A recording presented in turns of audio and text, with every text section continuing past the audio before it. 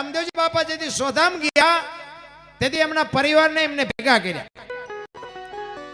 પરિવારને ભેગા કરીને કહે છે તું નાખો, અને એમના પરિવારને કહે છે કે હવે મારો સમય થઈ ગયો અને મારી સમાધિની તૈયારી કરો. પણ એક બીજી વાત હું તમને કહું કે મારી સમાધિ લેવાઈ ગયા પછી બ્રહ્મા વિષ્ણુ મહેશ આવીને એમ કહે કે રામદેવજી બાપા મને મળ્યા હતા, ગમે એ વાત કરે સમાધિને ખોદતા નહીં, ત્રીજી પેઢીએ પીર પાકશે. તમારા કુટુંબમાં ત્રીજી પેઢીએ પીર પાકશે, પણ મારી વાત તમે કાન ખોલીને સાંભળી લ્યો. કોઈ કે ગમે એ વાત કરે મારી સમાધિ લેવાઈ ગયા પછી સમાધિને ખોલવાનો પ્રયત્ન ન કરતા. અને રામદેવજી બાપાએ આ વાત શું કામ કરી?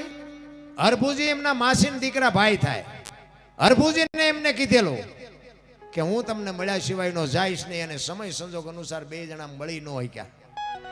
એટલે રામદેવજી બાપાને એમ થયું કે મારો ટાઈમ થઈ ગયો, હું વયો જઈશ, અને હરભુજીને જો વચન પાળવા માટે હું મળીશ તો આ લોકોને શંકા જાગશે. એટલે રામદેવજી બાપાએ અમને બધાને કીધું,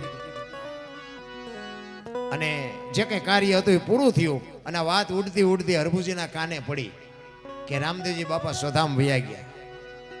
હરભુજી માનતા નથી, કોઈ દી બને જ નહીં. તો વચનનો પાકો માણસ છે. મને કીધું છે કે હું તને મળ્યા સિવાય નહીં, દુનિયા ગમે એ વાત કરે, રામદેવજી મને મળ્યા સિવાય જાય જ નહીં.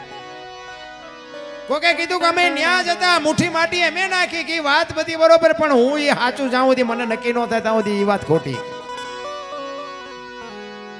અને ત્યાંથી બાપુ ઘોડે ચડ્યા હો, આવ્યા રણુજા, અને રણુજાના સીમાડે આવ્યા, અને રામદેવજી બાપા બેઠા છે ને એમના ઘોડા ચરે છે. અને હરભુજી આવવાની અહીંયા લખેલી કે હરભુજીને હૈયે હરખ અપાર, ઘોડલા ચરંતા દીઠા રામા પીરના. ત્યાં કે આ દુનિયા તો જો વાતું કરે, રામદેવજી બાપા આ બેઠા. આપણા જ નથી, આપણને સમજી ગયા, બીજા શું સમજે?